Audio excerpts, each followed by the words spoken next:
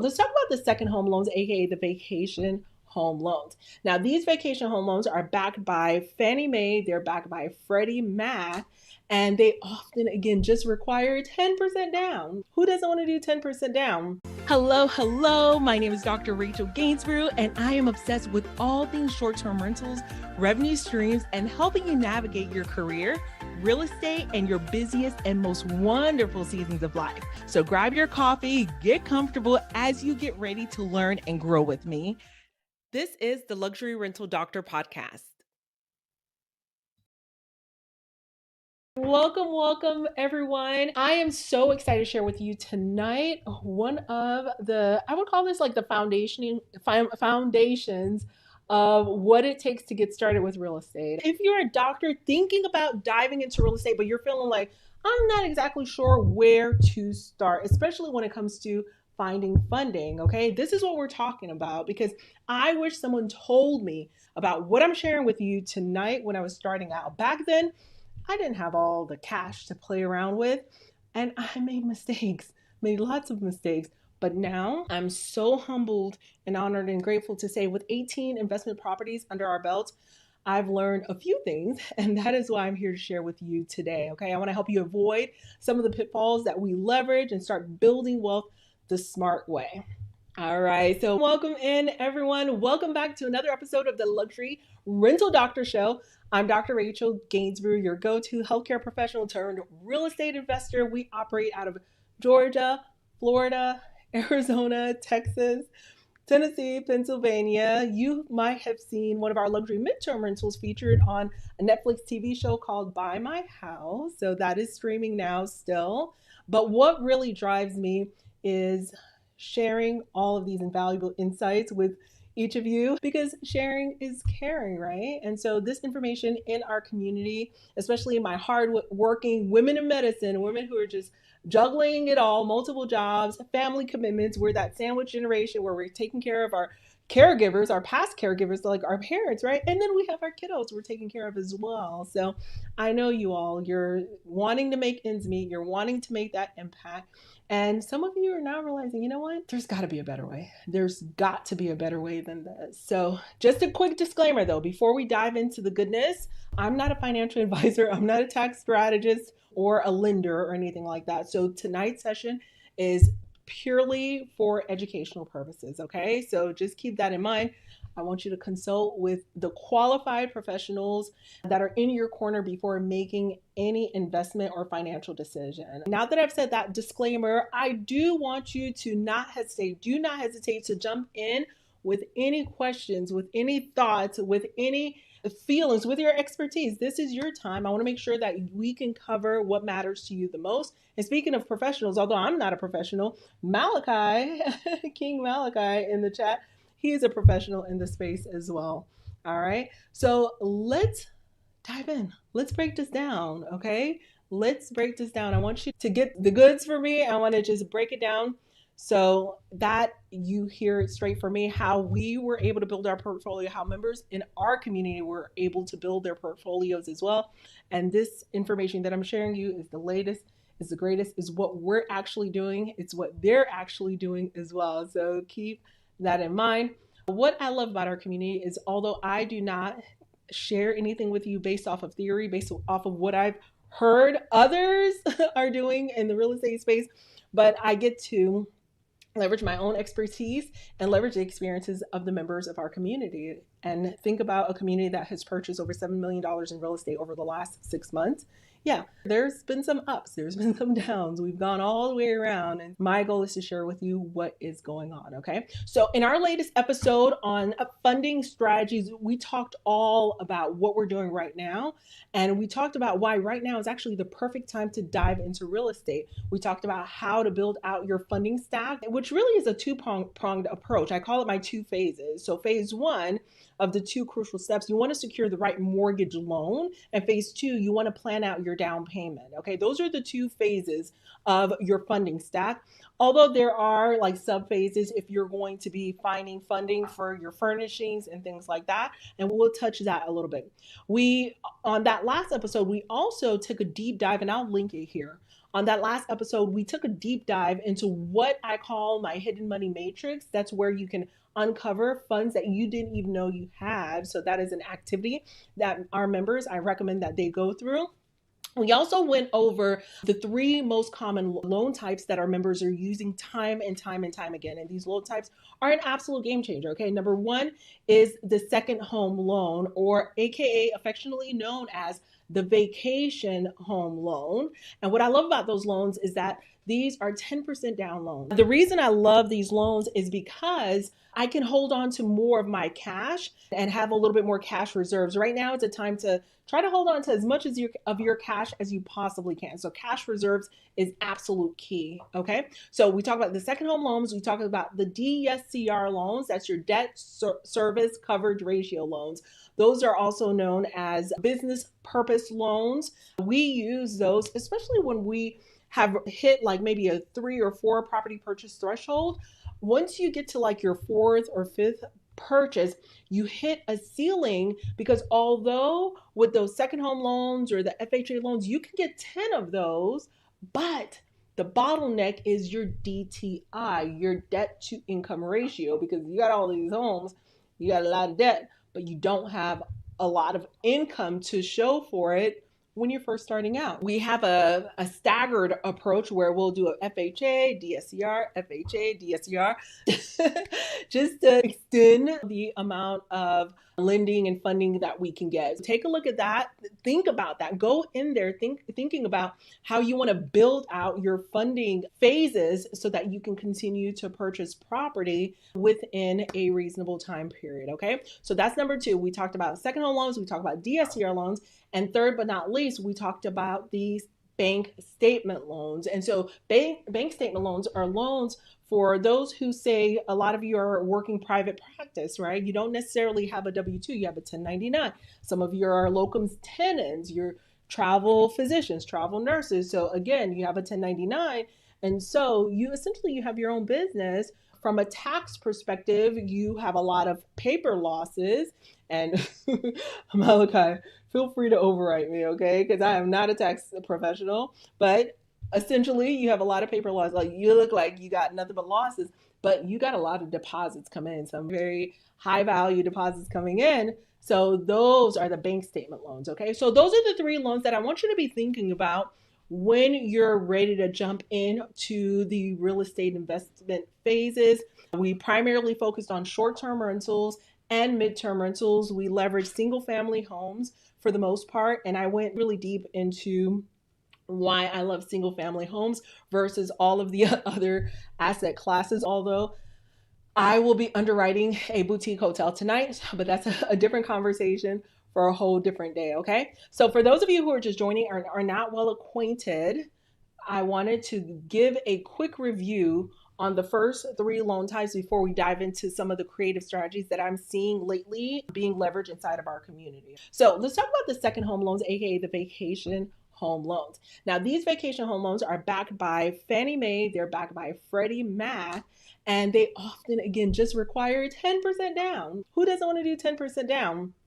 However, again, when you're nearing, you get to hold on to your cash flow to start, which I love. However, if you're a little bit on the older end, okay, some of our senior illustrious individuals in the community, you may want to go with a higher percentage down so that you're really comfortable with that monthly payment. Okay, so again, speak with your financial advisor. But if you go with a 15 or 20, 25% down, even 30% down, you're going to have a lower monthly payment. And if you're not in your peak performance phase in life where you're working it out and grinding it out and you want as low monthly payments as possible, then a larger down payment is what you would want to take advantage of. So as Estrogen is saying, is MTR treated more like STR or LTR for lender? Okay, hang tight, Estrogen. Let me go over a little bit more and then we'll talk about that, because I don't know if it's lending that we're worried about. We're more worried about the tax strategy behind that.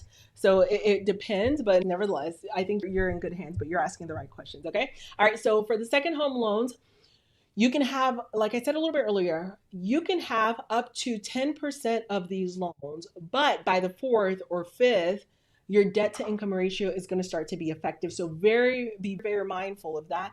Additionally, jumbo loans. Think about jumbo loans for properties at certain locations. So if your property's purchase price exceeds a certain amount, now you need a whole different loan. It's called a jumbo loan. And although FHA, Freddie Mac, Fannie Mae can cover that, they're going to want a larger percentage down, as far as I know. Okay, so be mindful of that. DSCR loans, again, DSCR loans, what's great about them is that they're based on the property's revenue. So they're not based on your personal income. So these are ideal for scaling your investment to get to the third investment, the fourth investment. Typically, they require 15%, 25 to 25% down. Okay, so want to make sure that that is stated. Now, DSCR loans, their benefit is that when you purchase them, you may be able to purchase them under an LLC. We have some lenders inside of our Rolodex that can potentially close under an LLC so that it doesn't impact your personal credit score, which is amazing. Then you can continue to scale. So keep that in mind, okay? Very important to consider. For any type of investment property, like a long-term rental, a mid-term rental, short-term rental, DSCR loan can be leveraged. A business purpose loan can be leveraged. But if the lender is understanding that it's a vacation home or a short-term rental, they're going to calculate more revenue in terms of the expectations for how the property will perform. So be mindful of that. So if you're purchasing in a vacation rental market, for instance,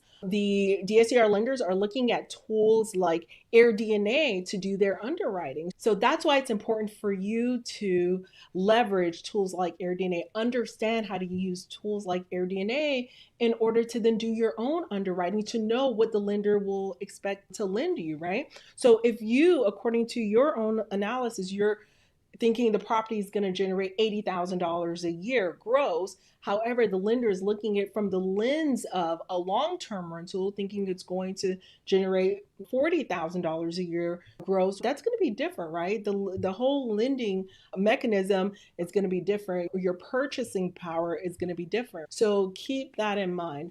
And again, we mentioned bank statement loans. These are gaining a lot of popularity, especially for those who are self-employed. A lot of people have a side hustle right now. A lot of people are self-employed and they don't really, as far as I know, they don't require IRS tax returns quite yet. So they're really a great option to getting in there if you are self-employed. Okay. So we talked about this. We covered this on our funding strategy session, which is the last episode, and we're going to link the episode here. We also touched on some non-traditional strategies that are key. They're absolutely key for expanding your real estate portfolio. So we talked about portfolio loans. What's interesting, what's great about portfolio loans is that you can actually take a set of 5 or 10 properties, their FHA loans, and stick them into one consolidated loan. So that's going to free up your capacity so that you're able to secure additional FHA lending, additional ones of those 10% downs that we know, we like, we love, we keep talking about, okay? We also talked about some creative approaches. So the members of our community, a lot of our doctors are house hacking. We house hacked for a long time. A lot of our doctors did live-in flips. I've done live-in flips. I don't recommend it, but I've done it. My kids, they're like, we've had it. They've inhaled so many dust, so many particles of dust. It is not a vibe. A lot of our docs are using physician home loans where they have 0% down. It's a primary home. They would live there first and then they can convert it into a rental. But what I love about that is there's no PMI on those loans. So our members are taking advantage of that as well. We covered VA loans. We covered USDA loans. We covered a number of alternative paths for 0% down, but they do have their stipulations and they do have specific requirements. And we also mentioned things like hard money lending, seller financing, subject to is a hot topic right now. These are powerful tools as well, but you have to be in the right position to take advantage of them because they can be very high risk or very difficult to come by. Okay. All right. So I'm going to take a moment right now to take a look at some of the questions that we are seeing in the chat. I can't tell you how appreciative I am of these questions. All right, so for estrogen, I'm circling back to you, my friend. MTR is treated similar to LTR, long-term rentals for lending. However, I do know some short-term rental lenders that are willing to lend on mid-term rental properties as well. So great question. Next question. All right, Estrogen says, yes, DSCR loans are higher rates. Yes, because they are like a no doc loan. They require less documentation from the borrower since cash flow of the asset covers the loan debt. Yes. So you got one in 2002 at 8.8%. Goodness gracious. That 8.8, like last month, I think just the regular FHAs were 8.8, it felt like. But yeah, thank you so much for sharing that, Estrogen. Okay, Marie says, do the interest rates tend to be higher on DSCR? Yep, that's what Estrogen was just sharing. The interest rates tend to be higher for sure. Yes, they do tend to be higher. So you want to make sure you have underwritten that actual property to make sure you understand what would an FHA loan look like on that property? What would a DSCR loan look like on that property? And you want to run both of those models, both of those scenarios, to make sure that it still makes sense for you. Okay, our DSCR loan has a 5-year prepayment penalty, so you can't refi. You said you got it in 2002, right? So you should be able to refi. Or was it in 2022, my friend? Let me know, Estrogen. You should be able to refi if you got it in 2002. So be mindful of the prepayment penalty for sure. For sure. You want to be mindful of that. So there are some pros, there are some cons. You want to go ahead and evaluate all of the scenarios, all of the pros, all of the cons for that particular situation. Okay. Let's kick off and talk about some of the tools that our members are using right now, even if they couldn't come up with all of the funding for their particular deal. Okay. So I want to talk about these just because they're not necessarily funding or lending products that, okay, 2022, awesome. All right, so I want to talk about these not because they're widely known or widely available to the public, but I want to show you how some of our members are navigating and they have the ability to figure things out. Because inside of our communities, we say one thing, we say everything is figure outable. And that is what we say. We say everything is figure outable. And here's what they figured out, okay? Private money lenders. There are private money lenders or lending companies out there that can offer quick capital. And so I'm in a number of masterminds where that's available. Inside of our community, there are partnerships that are formed to help overcome that bottleneck. And yes, the interest rates on those, and I'm glad Estrogen was bringing it up as well as Marie, the interest rates on those are going to be higher as well, because if you are not able to get funding or lending from the bank and you're going to get lending from an individual or from a lending entity, they're going to want you to make their while. So I've seen those private money lenders or hard money lenders lend at 10, 12%. But be mindful of that. Some of our members have gone that route as well. So just want to make sure that you're aware of that. Another member of our community leveraged a partnership within the community. So this one is really what I actually took advantage of when I started to scale. There was a portfolio in the Poconos that I went to purchase. So I teamed up with someone else. So that's something that you want to take into consideration as well. As a doctor, you have a steady income, you have a lot of credibility. It makes you really an attractive partner for someone who's maybe looking to invest, but needs someone reliable to help make that happen. Dr. Ryan inside of our community, after he had launched his first short-term rental in Michigan, it's doing really well. He decided to partner on his second short-term rental. There are some partners that he had in a multifamily, I would say, mastermind that he's a part of. They didn't do short-term rentals, but they were really impressed with how he was running his. They were really impressed with the numbers. The numbers that he was getting paled, their numbers paled in comparison to the numbers that Dr. Ryan was seeing. So because of that, they got really excited and said, yeah, we'll partner with you on this next deal, which was absolutely amazing. Okay, another loan product that's out there that I have seen is hit or miss, and this one's kind of risky, okay? I will say that it's risky, are SBA loans. I've seen people go after a small business administration loans. They're touted as a hidden gem. They do offer lower interest rates, some pretty good terms on paper, and it really could be ideal for acquisition. But I've seen when things go wrong, I know a couple people who have leveraged this years ago, when things go wrong, They really go after you. So be very mindful of using and leveraging SBA loans, okay? So I just wanted to make sure that you're aware that that's out there. However, there are other business loans that are out there. There are business brokers that you can work with to get business purpose loans. So I have two members of our community, Val and Alina. They both have their own private practices.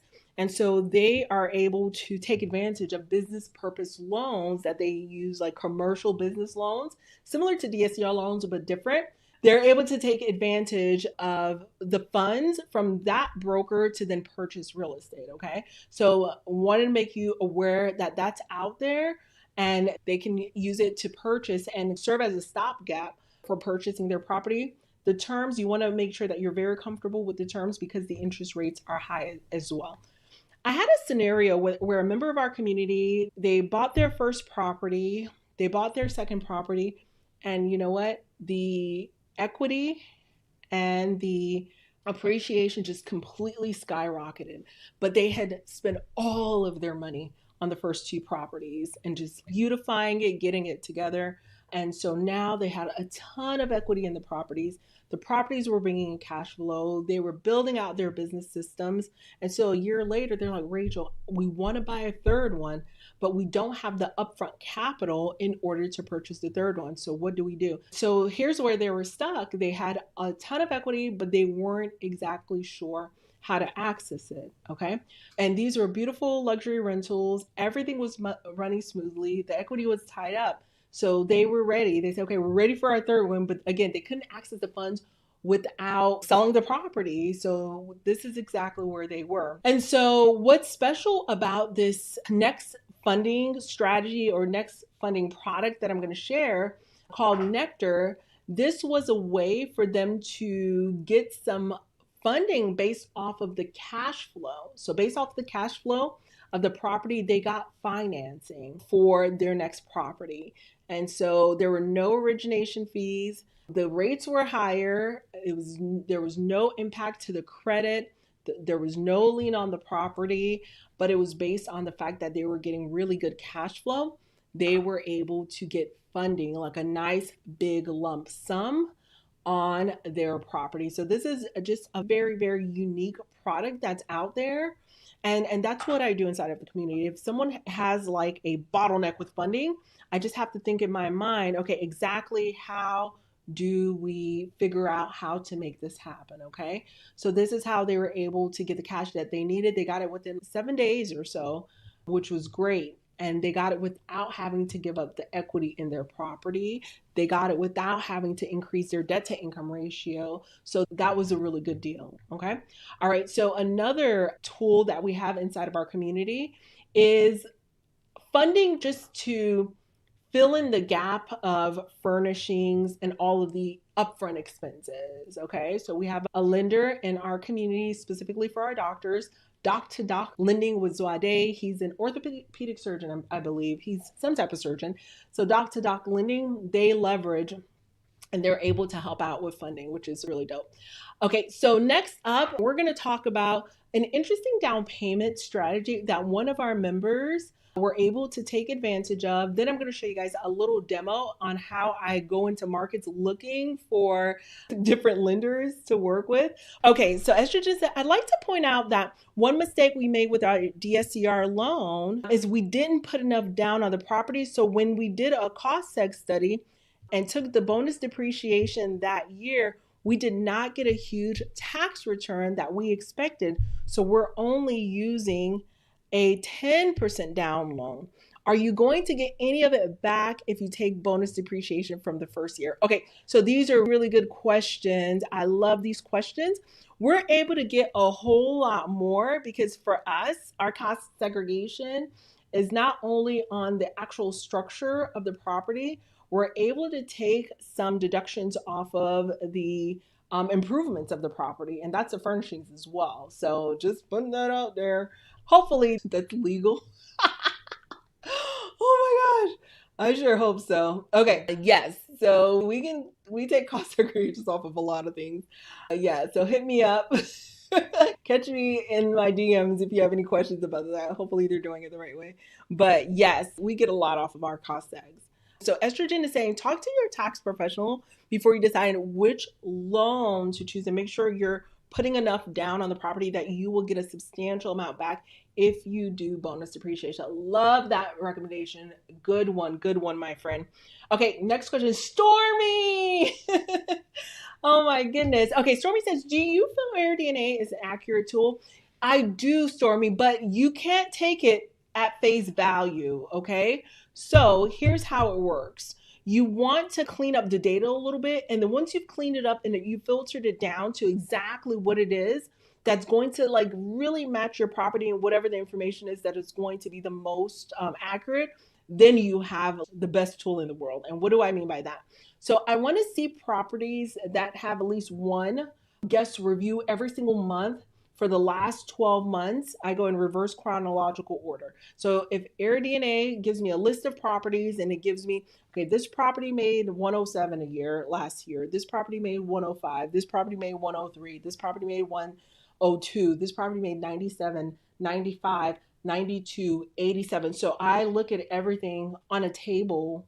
And so before I go in, I say, you know what, my property, the quality of my property fits right in here between the 97 and the 105 like range. So I think I'm going to make between there. Before I do that, I need to make sure those numbers are accurate first. And whatever's not accurate or whatever's not a true comp, I remove them from my list so that I can get a better picture of what it looks like. And what are the things that are not true comps? So those are properties that are far superior than my property. So if it has like a lagoon style lazy river pool and I don't even have a pool, I'm going to remove it. Or if I go into the review, it's a brand new property, there are 0 reviews, then I'm removing it because like where are those numbers coming from for real, right?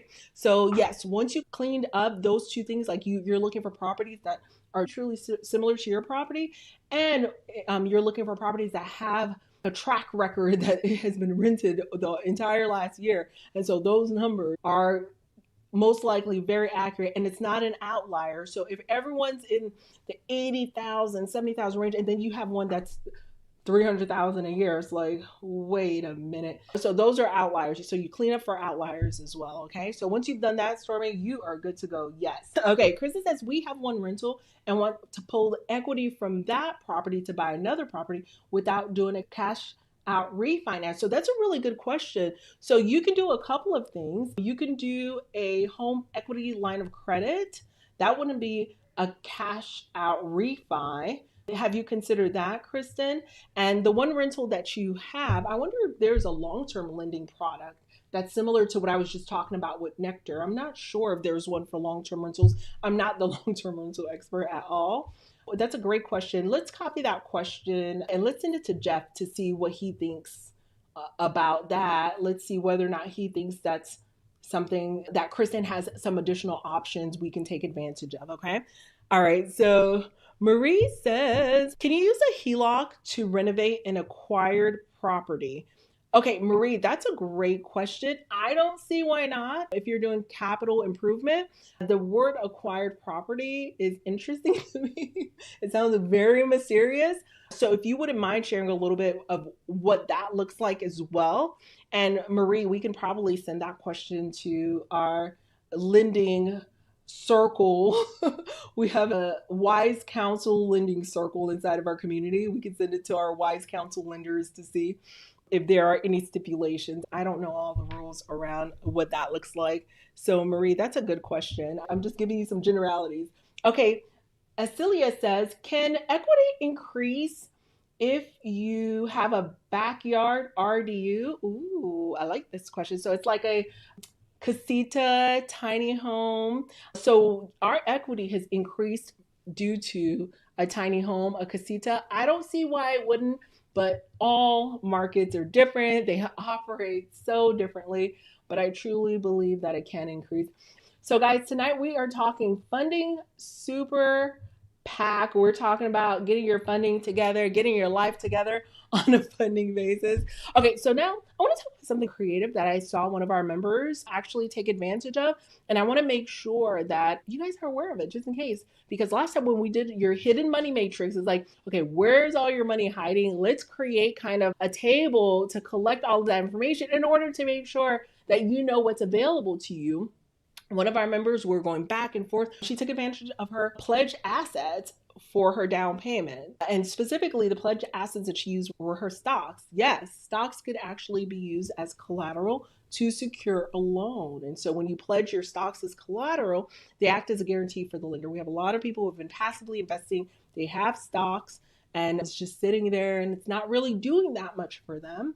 So they can leverage that, and they, again, the pledge assets act as a guarantee for the lender. However, they are repaying the loan. So once they have repaid the loan, they get access to those stocks back. The lien is removed. Okay. So this is one of those marginal, very unique and creative ways to take advantage of a resource that you may have in your portfolio. So thank you.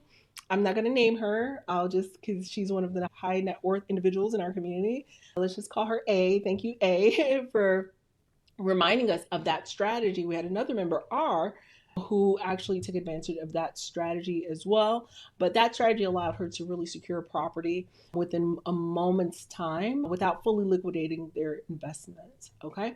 All right. So guys, I do have a little bit of a show and tell for you. I want to show you a little hack that I use whenever I am going into a market and say I'm not finding the lender that's willing to say yes to me. Okay. Here's the deal. I don't take no for an answer. So I keep asking until something happens, okay? So I ask and I ask until something happens. That is the name of the game. And so because of that, I have to use some, I would call it like a few non-traditional mechanisms, okay? So first and foremost, whenever you are looking to work with a lender, I avoid big box lenders, okay? So there was one called Loan Depot back in the day. There are a few out there like Rocket, those types of lenders. I don't really use them for my real estate investing strategy. I use, again, we have vetted lenders inside of our community. Mr. 10% Down, he's one of my favorite. I like lenders who will work with me to close an LLC as an option. Okay, those are not that easy to find these days, but they are out there as well. And whenever I have some doubt, I leverage a tool. I leverage a tool that I like to use in order to find out who are the lenders in that current market that are lending or properties that are currently selling. Okay. So I'm going to show you what that tool is in a moment, but this is how our members were able to find 0% down loans from a variety of regional lenders. 0% down, 5% down loans from a variety of regional lenders for vacation homes.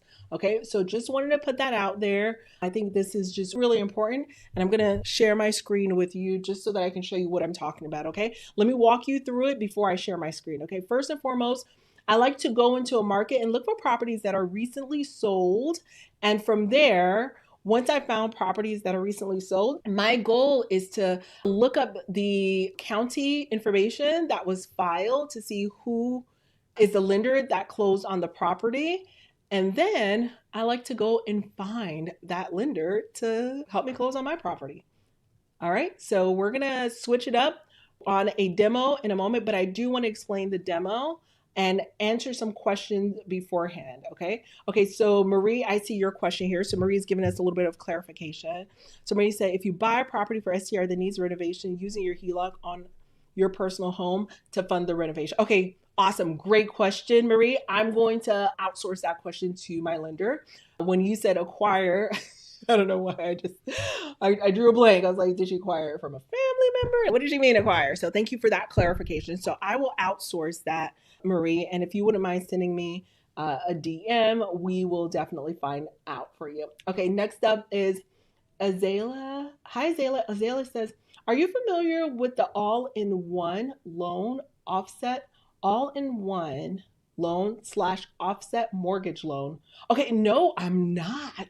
Tell me all about it, friend. I'm always looking for more lending products that are out there. I know about the 211, like just because the interest rates were high over the past few years, guys, there have been some really interesting loans that have come out of the woodworks, right? Very interesting products. And you know what? Good for them, right? Help us solve some problems with these lending products. I am here for it, my friend. Okay. So like I said a little bit earlier, now I'm going to switch to the demo. I'm going to just show you two quick slides. The first slide or the first screenshot is just Zillow. I went into Zillow. I found a market. I just picked Panama City Beach, Florida. And then I selected sold, not for sale. Usually go into Zillow looking for properties that are for sale. This time I selected sold. I want to see properties that were sold. So again, go into the market you're interested in, my friends, right? You're going to go into the market. And then once you go in, you're going to put in your location, like right in there. Your location goes right in there, okay? Once you've entered in your location, you can enter in your address to get to as close to your property as needed. However, this is the magic right here. You want to go to sold, okay? Once you go to sold, what's going to happen is you now have the ability to see all the properties that were sold in that market, okay?